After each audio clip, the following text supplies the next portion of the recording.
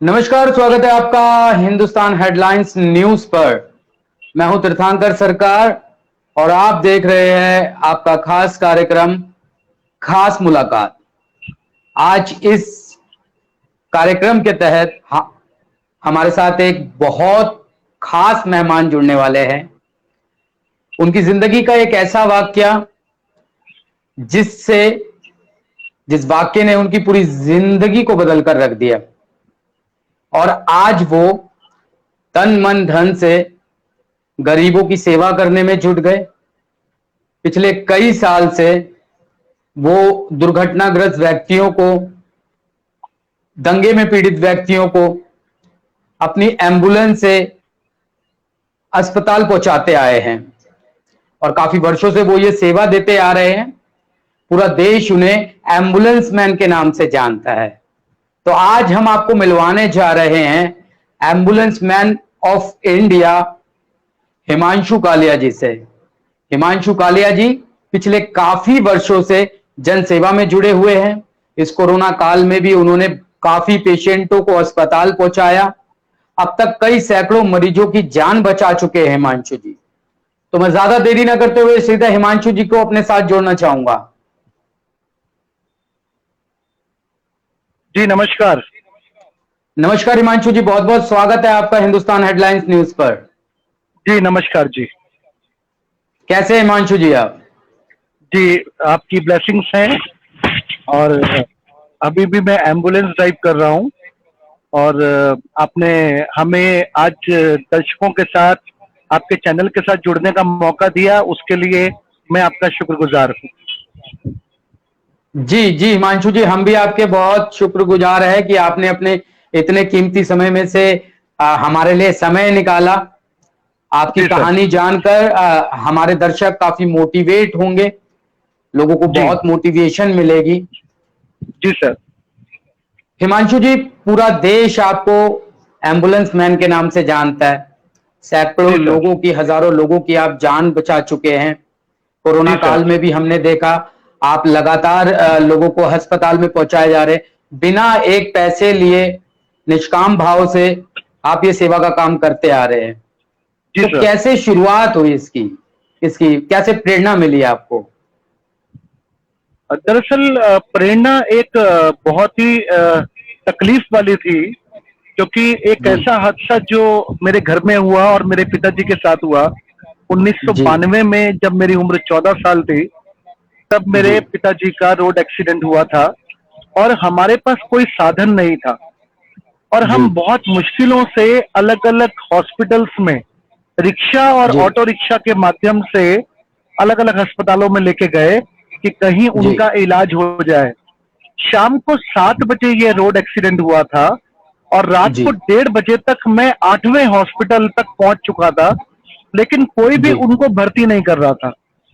और इवन रात को 8 बजे आरएमएल हॉस्पिटल्स के डॉक्टर्स ने बोला आप इनको एम्स ले जाइए क्योंकि इनका बचना संभव नहीं है और इनको एम्स लेके जाइए। तब मैंने कहा डॉक्टर साहब, यहाँ पर इतनी सारी एम्बुलेंस खड़ी हैं, क्या एक एम्बुलेंस ऐसी मिल सकती है जो इस समय हमारी मदद कर दे और हमें अस्पताल तक पहुंचा दे ताकि मेरे पिताजी का इलाज समय पर हो पाए? तो उन्होंने कहा कि इसके लिए अप्रोच होनी जरूरी है और रात को 1:30 बजे का टाइम है, आप ये समझ जाइए कि ये आपको हेल्प नहीं मिल पाएगी। तब बहुत मुश्किल से मेरी माताजी और मैंने लोगों से मदद मांगी, सड़कों पर लोगों की गाड़ियों को हाथ दे दे के रोका कि कोई हमें अस्पताल तक पहुंचा दे ताकि मेरे पिताजी का इलाज समय से शुरू हो पाए। लेकिन जब ऐसा नहीं हो पाया तब हम बहुत ही परेशान हो गए थे। एक ऑटो वाला आया और जब हमने उससे अपनी आप बीती बताई तो उसने कहा ठीक है, मैं आपसे पैसे नहीं लूंगा और मैं आपके पिताजी को एम्स अस्पताल छोड़ दूंगा। और जब हम एम्स हॉस्पिटल पहुंचे लगभग 2:15 बजे के आसपास, तब डॉक्टर्स ने जो सबसे पहली बात बोली जिसने मेरे को अंदर तक झकझोर दिया, और वो ये था कि आपके पिताजी को समय से इलाज ना मिलने की वजह से आपके पिताजी कोमा में चले गए हैं। सही मायने में बताऊं तो उस दिन मेरे पिताजी कोमा में नहीं गए थे, मेरा बचपन कोमा में गया था, मेरे परिवार की खुशियां कोमा में गई थी, मेरी शिक्षा कोमा में चली गई और मेरा भविष्य कोमा में चला गया। और जी उस दिन मैंने भगवान के आगे प्रार्थना की कि हे भगवान, पिताजी को बचा लो और मुझे इस काबिल बनाना जो दिन मैं आज देख रहा हूं, फिर मैं किसी और बच्चे को वो दिन ना देखने दूं। और वहीं से जी एक जिंदगी का लक्ष्य निर्धारित किया कि हम जिस भी मुकाम पर पहुंचेंगे, हमारी सबसे पहली प्राथमिकता ये रहेगी कि जैसे मेरा बचपन छिना है, जैसे मेरी जी खुशियां उजड़ी हैं, वैसे किसी और गरीब बच्चे के साथ ऐसा ना। जी बिल्कुल। बहुत सही बात आपने कही। आपके साथ हुआ एक हादसा आज जी हजारों लोगों की मदद कर रहा है। आज हजारों लोग इसका लाभ उठा रहे हैं। और जी जैसा आपका लक्ष्य है कि बिना एम्बुलेंस के कोई भी किसी भी दुर्घटनाग्रस्त कोई व्यक्ति हो, उसके साथ कभी ऐसा ना हो कि एम्बुलेंस ना मिलने की वजह से उसकी जान चली जाए।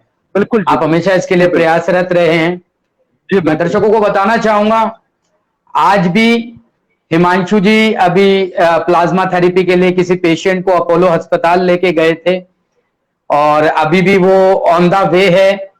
रोजाना कोरोना काल में इनके पास 100 से अधिक लोगों की कॉल आ रही है और 100 से अधिक लोगों को ये अपने एम्बुलेंस के जरिए उनके गंतव्य तक पहुंचा रहे हैं। सिर्फ अस्पताल ही नहीं, बल्कि इन्होंने इस कोरोना काल में आजादपुर से 2 दिव्यांग बच्चों को 20 किलोमीटर दूर उनकी मां से भी मिलवाने का एक सराहनीय काम किया। तो क्या किस्सा था वो हिमांशु जी? देखिए, जीवन में बहुत किस्से हैं, लेकिन हर किस्से के पीछे एक ही मकसद और एक ही पहलू है जी कि जो व्यक्ति उस समय मजबूर है जी किसी भी ऐसी एक्टिविटी के लिए, जैसे वो 2 बच्चों का किस्सा हो जो अपनी माँ जी से मिलना चाहते थे, लेकिन लॉकडाउन की वजह से एक ऐसी जगह पे फंस गए जहां पर उनके पास खाने का प्रबंध नहीं था, रहने का प्रबंध नहीं था। तो जी जब ये संदेश हम तक पहुंचा, तो हमारी प्राथमिकता उसी समय सुनिश्चित हो गई कि अब इनको इनके माँ तक पहुंचाना है। और जी ऐसे बेशुमार किस्से हमारे जीवन में हुए। मुझे खुशी होगी एक किस्सा आपको बताते हुए कि जी बिल्कुल। जब 14 साल की उम्र में मेरे साथ ये हादसा हुआ, जी 2 साल के बाद मेरे पिताजी को होश भी आ गया, कोमा से जी वो बाहर भी आ गए। और ठीक 24 साल की उम्र में, यानी कि हादसे से ठीक 10 साल बाद, जब मेरी शादी फिक्स हुई, जी तो मेरे इन लॉज फैमिली ने बोला हम आपको गाड़ी देना चाहते हैं, फर्नीचर देना चाहते हैं, होम जी अप्लायंसेस के आइटम देना चाहते हैं। तो मैंने कहा जी मुझे कुछ नहीं चाहिए। नहीं, उन्होंने कहा कि नहीं, कुछ तो देना ही है हमें। जी तो मैंने कहा ठीक है, अगर आप कुछ देना ही चाहते हैं तो मुझे दहेज में कार ना देके दान में एक एम्बुलेंस दे दो, जिससे मैं लोगों की सेवा कर पाऊं। जी और आप यकीन मानिए, शादी के मंडप के बाहर एम्बुलेंस सजी खड़ी थी और मुझे इतनी खुशी महसूस हो रही थी कि शायद अब ये दिन आ गया जब मैं लोगों को अस्पताल तक पहुंचा पाऊंगा, लोगों की जान बचाने की कोशिश कर पाऊंगा। और देखिए ना, सन 2002 में शादी हुई और आज जी 2020 तक 2 लाख से ज्यादा दिल्ली वासी इस सेवा का लाभ उठा चुके हैं। और इस समय 16 एम्बुलेंसेज हैं, जिसमें 5 जी हमारे पास शव वाहन है, जो कि निःशुल्क सेवा दिल्ली में, गुड़गांव में और नोएडा में और गाजियाबाद तक हम लोग ये सेवा दे पा रहे हैं। जी जी बहुत खूब आपने कहा। अक्सर हमने शादियों में देखा है, लोग दहेजों में गाड़ियां देते हैं, तरह तरह के जी गिफ्ट देते हैं। तो ये एक अनोखी पहल थी कि जी, आप ये एक नहीं लेना अनोखी पहल चाहते थी। थे, आप दहेज प्रथा के खिलाफ थे। उसके बावजूद भी आपने कहा कि अगर आपने देना है तो आप मुझे जी एम्बुलेंस दीजिए।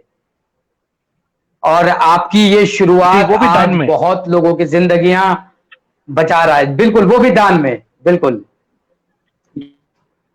जी मेरी मेरी आवाज आ रही है आपको? हिमांशु जी मेरी आवाज सुन पा रहे हैं? जी, मैं बिल्कुल सुन पा रहा हूँ आपकी आवाज, अभी जी अभी आई जी है। जी हिमांशु जी जी, लोगों को लग्जरी गाड़ियों का शौक होता है, जी आपको एम्बुलेंस का शौक है। जी सर, हमने अक्सर देखा है कि किसी घायल व्यक्ति को लोग उठा के अपनी कार में इसलिए नहीं रख पाते और इसीलिए जी वो समय पर अस्पताल नहीं पहुंचा पाते कि लग्जरी कार में अगर उसके कपड़ों पे लगा हुआ खून और जी उस घायल व्यक्ति के कपड़ों पे लगी हुई मिट्टी अगर जी लग्जरी कार पे लग जाएगी तो उनकी जी जिंदगी में धब्बा लग जाएगा। ऐसा मैंने देखा है कुछ लोगों को वीडियो बनाते हुए घायल व्यक्तियों जी के लिए। लेकिन मैं इसमें ये कहता हूं कि अपने को किसी की जान बचानी है और मेरा ये मानना जी है कि अगर आप एक व्यक्ति की जान बचाते हैं तो फिर जी आपने उस एक व्यक्ति को नहीं बचाया, आपने उस बिल्कुल परिवार की खुशियों को बचाया, उन उस परिवार के बच्चों की एजुकेशन को बचाया, उस परिवार को अंधकार में जाने से बचाया और उस परिवार बिल्कुल का भविष्य बचाया। क्योंकि एक व्यक्ति पूरी दुनिया के लिए एक व्यक्ति है लेकिन अपने परिवार के लिए वो पूरी दुनिया होता है। तो जी अगर हम एक व्यक्ति की जान बचाते हैं तो उसके पीछे उसका पूरा परिवार बचता है। इसी को मद्देनजर रखते हुए मैंने जब भी कभी गाड़ी लेने की सोची या अपनी जी पत्नी को भी अगर गाड़ी दी तो एम्बुलेंस ही दी, क्योंकि लग्जरी जी सिर्फ दिखावा है। एक्चुअल में लग्जरी कुछ बिल्कुल नहीं होता, वो सिर्फ दिखाने की चीज होती है। और एम्बुलेंस को आप अब हम लग्जरी बनाए या ना बनाए लेकिन उसके पीछे पर्पस ये रहता है कि हम ज्यादा से ज्यादा लोगों की जिंदगियों को बचा पाए। एम्बुलेंस से लग्जरी शायद कुछ नहीं हो सकता, जो इतने यस लोगों की यस यस, जान बचा बिल्कुल रहा है, जी, बिल्कुल तो जी, उससे बिल्कुल लग्जरी कुछ नहीं हो सकता हिमांशु जी। सर। लग्जरी चीजें पड़ी की पड़ी रह जाती हैं। अगर बिल्कुल उस दिन मेरे पिताजी को समय पर इलाज मिलता तो जी 2 साल मेरे को अलग अलग फैक्ट्रियों में काम नहीं करना पड़ता, मेरा जी बचपन मुझसे नहीं छीना जाता। लेकिन मुझे बिल्कुल ऐसी लगा कि इन चीजों का अभाव है, इसीलिए इसकी एक पहल करी। जी जी। जी मैं हिमांशु जी जानना चाहूंगा, आप पैन इंडिया सेवा शुरू करने की भी योजना बना रहे हैं जी जी जी। और इसके मेरी साथ ही आप 15 लाख ब्लड डोनर्स डायरेक्टरी भी तैयार कर रहे हैं, जी 15 लाख लोगों की। जी जी जी। इसमें सर दो तीन चीजें हैं। पहला ये कि दिल्ली में 129 एम्बुलेंस हैं कैट्स की, जी 129। जी और अगर हम दिल्ली की जनसंख्या की बात करें तो लगभग 1.5 करोड़ लोगों की, यानी जी कि 1.5 करोड़ लोगों के ऊपर 129 एम्बुलेंसेस कितनी कम कम तय सीमा है कि क्या लगता है कि सरकार सभी को वो मदद पहुंचा पाती होगी जो सही मायने में बिल्कुल जरूरतमंद लोगों को जरूरत पड़ती है। और अगर सरकार मदद पहुंचा रही होती तो आज रोज 40 से 50 केस दिल्ली के अलग अलग कोनों से हमारे पास आते हैं। अगर मदद जी सही मिल रही होती तो शायद वो लोग हम तक पहुंचते ही नहीं। और अब बिल्कुल सही। कोरोना काल के टाइम पर हमने लॉकडाउन के दरमियान 250 से ज्यादा लोगों को अस्पताल पहुंचाने की पहल करी, जिसमें से जी 50 से 55 लोग सस्पेक्टेड थे कोविड-19 के। तो जी ऐसे में जब मैं ये देखता हूं कि योजनाएं सफल नहीं हो रही हैं, तब मैंने अपने जीवन का एक लक्ष्य बनाया कि मैं दिल्ली और एनसीआर के लिए 150 एम्बुलेंस का बेड़ा जी खड़ा करूंगा, जिसमें कोई भी आगे आकर के मदद के लिए हाथ बढ़ा सकता है और जरूरत पड़ने पर हमसे मदद मांग भी सकता है। तो जी 150 एम्बुलेंस मैं दिल्ली में खड़ी करना चाहता हूं, जिसके लिए मैंने लोकेशंस सेलेक्ट की हुई हैं जहां सही जी मायने में जरूरत है, लेकिन प्रशासन की व्यवस्था ऐसी नहीं है कि वो जरूरतमंदों को मदद दे पाए। जब दिल्ली जैसी मेट्रो सिटी में लोग जी गर्भवती महिला को रक्तस्राव के टाइम पर, प्रसव पीड़ा के जी टाइम पर रिक्शा और ठेलों से आज भी कुछ इलाकों से लेकर गुजरते हैं और भागते हैं, तो बड़ी शर्म आती है कि हम दिल्ली जैसी मेट्रो सिटी के निवासी हैं और जहां बिल्कुल पर सरकार इतना इतना आश्वासन देती है, उसके बावजूद भी इस तरीके की सेवा से लोग वंचित हैं। तब मैंने लक्ष्य लिया कि मैं 150 एम्बुलेंस दिल्ली के लिए और 1500 एम्बुलेंस पूरे भारत के उन चुने हुए गांवों के लिए जहां आज जी भी जरूरतमंद लोग इंतजार देखते हैं कि हमें मदद पहुंचाई जाए। उसी के साथ साथ जो आपने 15 लाख ब्लड डोनेशन जी डायरेक्टरी की बात करी, तो ये भी मैंने देखा कि अभी 3 साल पहले एक 5 साल की जी बच्ची को खून ना मिलने की वजह से उस बच्ची की मौत हो गई, और वो भी दिल्ली जैसे शहर में। तो अगर आप ये समझिए कि दिल्ली जैसे शहर में अगर 5 साल की बच्ची को खून नहीं मिल रहा, तो आप जी देखिए कि गांव देहात के लोगों का क्या हाल होता होगा। फिर मैंने एक बिल्कुल बीड़ा उठाया फिर मैंने एक बीड़ा उठाया कि हम 15 लाख लोगों को एक रक्तदाता समूह बनाएंगे, ब्लड डोनेशन डायरेक्टरी बनाएंगे। जैसे मान लीजिए जी मेरे पास फोन आया कि ओ नेगेटिव या ए नेगेटिव बड़ा रेयर ग्रुप होता है, आसानी से नहीं मिलता। तो अगर मेरे पास फोन आया कि 4 यूनिट की जरूरत है, और जब ये मेरा प्रोजेक्ट कंप्लीट हो जाएगा, तो उस परिवार के साथ उस ब्लड ग्रुप के 150 से ज्यादा लोग खड़े होकर बोलेंगे कि जी हमारा ये ब्लड ग्रुप है, हम खून जी देने को तैयार हैं। तो इससे दो जी चीजें होंगी। पहला, जो रक्त माफिया है, जो जी ब्लड बैंकों में आज भी खून को ब्लैक किया जाता है, एक तो ये गोरख धंधा हमारे जी हिंदुस्तान से खत्म हो जाएगा।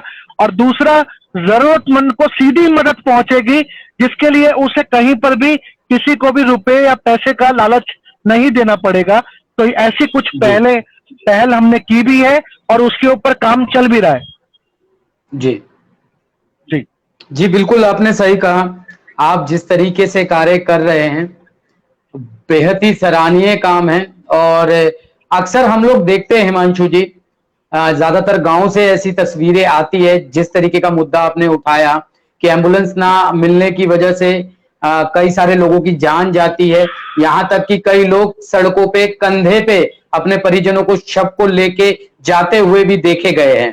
जी बिल्कुल, जी बिल्कुल, तो सरकार जी बिल्कुल, की तरफ से बेशक ये बहुत बड़ा एक फॉल्स है, ये सरकार की नीतियों की एक खामियां भी है कि हम कितनी भी बात करें कि जब दिल्ली जैसे मेट्रो शहर में इंफ्रास्ट्रक्चर इतना स्ट्रांग नहीं है और आज के समय में एम्बुलेंस नहीं मिलने की वजह से किसी की जान चली जाती है, तो बिल्कुल सही बात है, ये सरकारों के लिए एक शर्मनाक विषय है और सरकारों को इस पे सोचना चाहिए।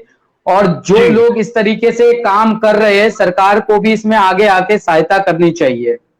जी, यहां पे मैं ये जानना चाहूंगा आपसे, आपका पूरा परिवार कालिया जी इस सेवा जी, काम में लगा हुआ है। जी, जी, ट्विंकल जी। कालिया जी भी एम्बुलेंस चलाती है और हाँ इंडिया की जी। पहली लेडी एम्बुलेंस जी, चालक है ट्विंकल जी। इस समय मेरे साथ ही हैं। और नमस्ते नमस्ते मैम। और अभी पिछले ही साल राष्ट्रपति जी ने भी सम्मानित किया है। जी जी जी जी अभी तक 8,000 से ज्यादा लोगों की जान बचाने में कामयाब हो पाई हैं। जी जी इसीलिए पिछले साल राष्ट्रपति जी ने राष्ट्रपति भवन में उन्हें सम्मानित किया है। जी जी, जी मैं अपने दर्शकों को बता देना चाहूंगा, ट्विंकल कालिया जी को राष्ट्रपति द्वारा नारी शक्ति सम्मान से सम्मानित किया गया था 2019 में ही। इसके साथ ही अब तक 10,000 थैंक्स लेटर और 650 से ज्यादा अवार्ड्स इस सराहनीय काम के लिए मिल चुके हैं। मैम बहुत बहुत स्वागत है आपका हिंदुस्तान हेडलाइंस न्यूज पे। मैम धन्यवाद। कैसा लगता है, आप देश की पहली महिला एम्बुलेंस चालक है, अब तक इतने लोगों की आप जान बचा चुकी है, तो किस तरीके से आया ये जज्बा? 2008 में मुझे लीवर की कुछ प्रॉब्लम हो गई थी, हेपेटाइटिस बी पॉजिटिव आ गया था। और उससे जी पहले मेरे हस्बैंड ये सेवा कर ही रहे थे। तो जी उसमें जो थी डॉक्टर ने बोला 6 महीने की मेहमान है, जो भी उनका प्रोसेस रहता है उस हिसाब से उन्होंने बताया। और कंडीशन जी भी मेरी काफी ज्यादा खराब थी, और जो मेरे को बीमारी थी उसका कोई इलाज भी नहीं था। तो उस जी समय फिर जब 6 मंथ निकले और इम्प्रूवमेंट हो गई मेरे अंदर। और जब मैं बीमार थी उस समय सब लोगों के फोन आते थे, भाभी जी आपके लिए प्रार्थना की है, जी हिमांशु जी ने हमारी जान बचाई, मेरे हस्बैंड की जान बचाई, और ब्लड भेजा, इस तरीके की वो बातें करते थे और हमने आपके लिए प्रेयर की। तो मेरे मन में भी जी आया जब मैं सोची कि इनकी दुआओं से अगर मुझे दूसरी जिंदगी मिल सकती है, तो मैं भी अपना जीवन जो मेरा है वो मैं इस सेवा में ही लगाऊंगी। और जी तभी से मैंने ये एम्बुलेंस चलानी शुरू कर दी और काफी सेवा मिलती है। जी मैम, शास्त्री नगर से आपने एक बच्चे को हिंदूराव अस्पताल पहुंचाया था। काफी भीड़ भाड़ थी इलाके में और तकरीबन 3 किलोमीटर की दूरी थी। आपने महज 2 मिनट 53 सेकंड में वो रेस्क्यू किया था और अब तक का सबसे कम समय में किया गया रेस्क्यू है। क्या कहना चाहेंगे इस पे? छोड़ के घर आ रही थी, 3 बजे का, 3 साढ़े 3 का टाइम था और काफी ट्रैफिक था, शास्त्री नगर रेड लाइट पे। तो कुछ लोग जी भागते हुए सड़क की तरफ जा रहे थे और उनको ना तो कोई ऑटो पे बिठा रहा था, ना गाड़ी में, और ना ही स्कूटर पे कोई बिठा रहा था। तो उस समय जी मुझे एम्बुलेंस देखी और भागी ही वो मेरे पास आई। पहले उन्होंने एम्बुलेंस देखी, फिर मुझे देखा। वो कहने लगे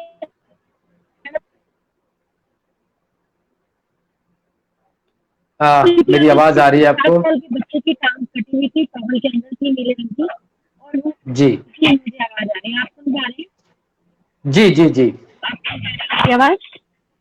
हाँ, अब आ रही है साहब। जी जब वो बच्चे को लेके आए एम्बुलेंस, हाँ, जब वो जी एम्बुलेंस के पास बच्चे को लेके आए तो उसकी कटी हुई टांग उनके हाथ में थी, टॉवल के जी अंदर ब्लू कलर की, और वो बच्चा दर्द से जी कर्रा रहा था और हैवी ब्लीडिंग थी। उनको जी मैंने फटाफट से गाड़ी में बिठाया और कुछ ही मिनटों में उनको हिंदूराव जी हॉस्पिटल पहुंचाया। और आज वो बच्चा ठीक है, उसकी टांग तो नहीं जी बची पर वो बच्चा स्वस्थ है। और जब 6 महीने बाद हम उनके घर गए तो उनके जी पापा कहने लगे कि बेटा, हमने तो तुम्हें जन्म दिया है, असली अम्मी और अब्बू ये हैं तुम्हारे, जिन्होंने ये तुम्हें दूसरा जन्म दिया है। और मैंने फिर जब उनकी मदर से पूछा कि इनको हुआ क्या था, तो उन्होंने बताया जी कि ये ट्यूशन गया था पढ़ने के लिए और वहां से बंक मार के रेल की पटरियों पे वो बच्चे कॉइन्स और कुछ पत्थर रखते हैं तो वो रख जी रहा था। तो बाय जी मिस्टेक उसी पटरी से रेल ना आके जिसपे वो बैठा हुआ था वहां से आ गई और वो धाड़ से पीछे गिरा। लेग उसकी उसमें फंस गई जी ट्रेन की पटरी में और लात अलग हो गई उसकी टांग जो थी। और ट्रेन का जो वो पैर रखने वाला होता है, फुट वाला, वो उसके सिर पे लगा। वहां पे 62 टांके भी आए थे उसके सिर पे। जी तो ये बच्चा वहां पे इस तरीके से चला गया था और वहां पौना घंटा वो बच्चा पड़ा रहा था। ना तो किसी ने जी उसको वहां से उठाया और ना ही हॉस्पिटल ले जाने की कोशिश की जब तक उसकी मदर नहीं आ गई थी वहां तक। तो जी यही है, छोटी छोटी सी हमारी कोशिश रहती है। अगर हम लोग कोशिश करें तो एक पूरे परिवार को बचा सकते हैं, एक व्यक्ति को बचा सकते हैं। आज भी जब हम रोड से जा रहे होते हैं, एम्बुलेंस देख के जी लोग गाड़ी या तो अपने आगे पीछे साइड में लगा लेते हैं एम्बुलेंस के, और जी मतलब एक रास्ता बना लेते हैं कि चलो एम्बुलेंस को लोग रास्ता देंगे और हम भी निकल जाएंगे। ये गलत है। और दूसरा, कहीं भी कोई व्यक्ति अगर सड़क पे पड़ा होता है तो लाइव बनाते हैं, फेसबुक पे वीडियो बनाते हैं, शेयर करते हैं, जबकि उसको हमें उसी समय बचाना चाहिए और हमारी प्रायोरिटी ये होनी चाहिए कि हम उसकी लाइफ बचाएं। तो हमारे बिल्कुल पास चाहे बिल्कुल सर। एम्बुलेंस हो, चाहे हमारे पास दूसरी गाड़ी हो, हम उसको लेके जाते हैं, उठा के फर्स्ट एड दिलवाते हैं और हॉस्पिटल में छोड़ते हैं। जी जी। बिल्कुल, बहुत सराहनीय काम आप लोग कर रहे हैं। हम लोग ये विश करते हैं कि आप लोग स्वस्थ रहे और ऐसे थैंक ही यू। लोगों की सेवा करते रहे। आप जी, लोगों को देखकर बहुत लोग इंस्पायर होते हैं और हमें उम्मीद जरूर है हमारे जरूर। जो दर्शक देख रहे हैं वो भी इंस्पायर होंगे। और जिस तरीके से हेमंत सर ने भी कहा, हिमांशु सर ने भी कहा कि आप लोगों को जब मौका मिले और जब भी आप लोग सड़क हादसे में किसी को दुर्घटनाग्रस्त देखे तो वहां वीडियो बनाने से बचे आप। वहां पर आप फोटोज खींचने की बजाय उस व्यक्ति को अस्पताल पहुंचाने की कोशिश करें। जी हिमांशु जी, जी सर। लोगों की भावनाएं क्या मतलब खत्म हो चुकी है जिस तरीके का समय चल रहा है कि लोग दुर्घटनाग्रस्त व्यक्ति को देखकर वीडियोस बनाते हैं, उसे वायरल करते हैं, लेकिन उसकी मदद नहीं करते हैं। देखिए सर, कहीं ना कहीं लोगों में आज भी वो डर है, खौफ है कि पुलिस हमसे जी क्या पूछेगी। जी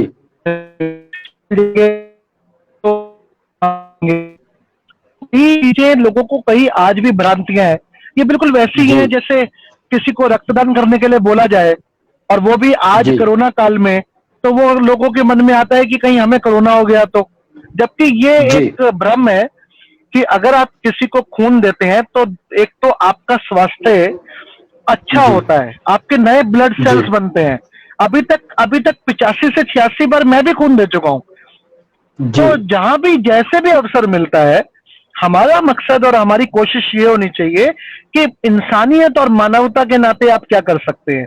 एक जानवर चाह के भी किसी दूसरे जानवर के काम नहीं आ सकता, लेकिन बिल्कुल एक सही। इंसान ही है जो दूसरे इंसान के काम आ सकता है और उसकी जान को बचा भी सकता है।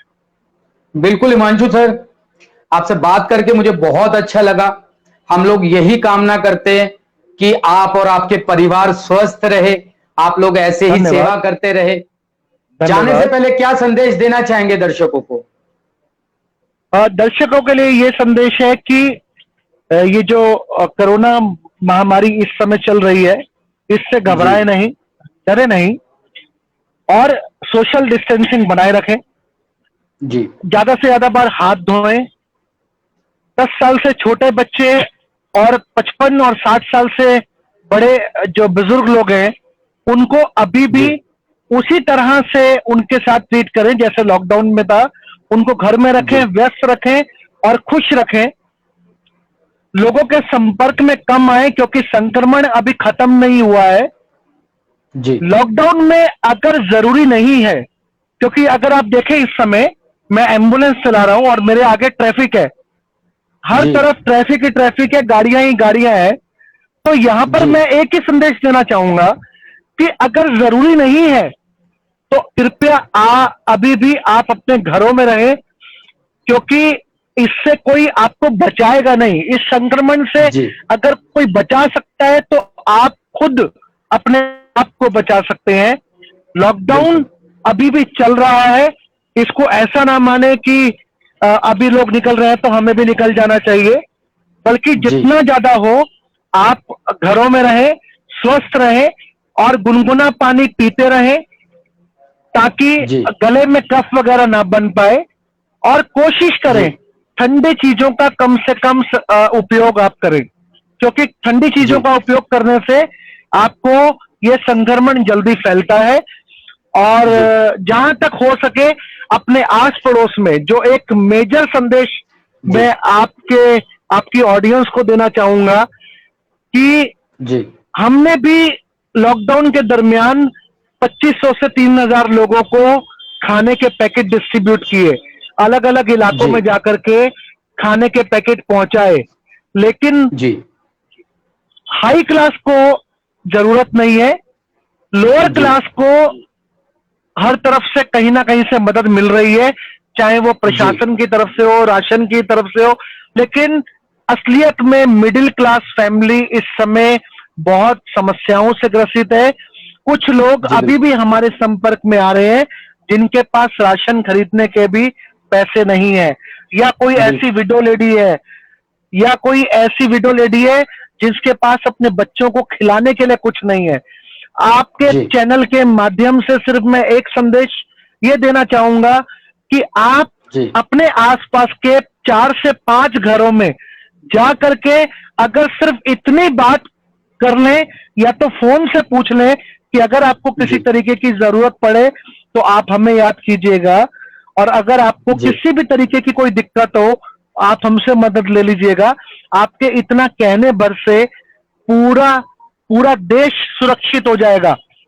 अगर कोई बिल्कुल। शर्मसार भी होगा जिसको इस समय अनाज की कमी होगी, जिसके जी बच्चे इस समय भूख से तड़प रहे होंगे, शायद आपकी इस पहल से उसकी मदद हो जाएगी। बिल्कुल। तो मैं यही कहना चाहूंगा कि अपने आस पड़ोस का ख्याल रखें, एक दूसरे का साथ दें, ताकि हम इस महामारी से, इस संकट काल से निकल भी जाएं और जल्द से जल्द ये समस्या इस धरती से हमेशा के लिए चली जाए। बिल्कुल बिल्कुल हिमांशु जी। हिमांशु जी, जाने से पहले एक आखिरी सवाल, कोई अगर एम्बुलेंस के लिए रिक्वेस्ट करना चाहे तो आपसे कैसे जुड़ सकता है? अगर कोई सेवा करना चाहे आपके साथ जुड़ के तो आपके साथ कैसे जुड़ सकता है? देखिए ऐसा है कि हमारे 2 हेल्पलाइन नंबर हैं, क्योंकि माउथ जी टू माउथ पब्लिसिटी के थ्रू आज 18 सालों जी में लोगों के पास हमारे नंबर अलग अलग शहरों तक पहुंच गए हैं। और जी मैं इसमें ये कहना चाहूंगा कि अगर आप किसी भी दुख और तकलीफ में हैं, जी हमसे आप सलाह कर सकते हैं, मशवरा कर सकते हैं, हमसे जी मदद की बात कर सकते हैं। और अगर आपको भगवान ने इस काबिल बनाया है कि आप भी हमारे इस मिशन में किसी तरह से भी सहयोग देना चाहते हैं, मदद करना जी चाहते हैं, तो आप हमारा नंबर नोट करें 8804 102 इसको मैं हिंदी में दोहराऊंगा 8804 102 102 8804 102 102 पर आप मुझसे संपर्क कर सकते हैं। ये नंबर व्हाट्सएप पे भी अवेलेबल है। और मेरे साथ जो मेरी पत्नी है ट्विंकल, उनका नंबर है 99999911 जी 991155 2907 9911552907 ये नंबर भी जी। व्हाट्सएप पे है। अगर जी। आप कोई महिला है और अगर आप ट्विंकल जी से बात करना चाहती हैं किसी समस्या जी। से संबंधित, तो आप ट्विंकल जी के नंबर पे संपर्क कर सकती हैं या मेरे जी। नंबर पे संपर्क कर सकते हैं। हम लोग अपने देशवासियों के लिए जब जी। तक हमारे अंदर जिंदगी है हम इस तरीके जी। से सेवा का धर्म निभाते रहेंगे। जब तक हमारे अंदर आखिरी सांस है हमारा पूरा जीवन इस देश को समर्पित है। जय हिंद, जय भारत। बहुत बहुत धन्यवाद आपका हिमांशु जी। मैं दर्शकों से भी यही अनुरोध करूंगा, जो भी दर्शक किसी भी तरह की सहायता चाहते हैं, जो नंबर्स अभी हिमांशु जी ने बताए हैं, वो नंबर्स आपको हमारे फेसबुक पेज और हमारी वेबसाइट पे मिल जाएंगे। तो आप हमारी वेबसाइट और फेसबुक पेज पे जाके उन नंबर्स को ले सकते हैं और अपने मोबाइल में उसे प्रायोरिटी बेस पर आप सेव कर सकते हैं। और आप में से जो भी लोग सक्षम हैं, जो हिमांशु जी की मदद से सहायता करना चाहते हैं लोगों की, तो आप हिमांशु जी के साथ और ट्विंकल जी के साथ जुड़ सकते हैं। हिमांशु जी, एक बार फिर से आपका बहुत बहुत धन्यवाद। आशा करते हैं आप स्वस्थ रहे और इसी तरीके से देशवासियों की मदद करते रहे। Thank you so much sir. जय Hind. Thank you. Thank you.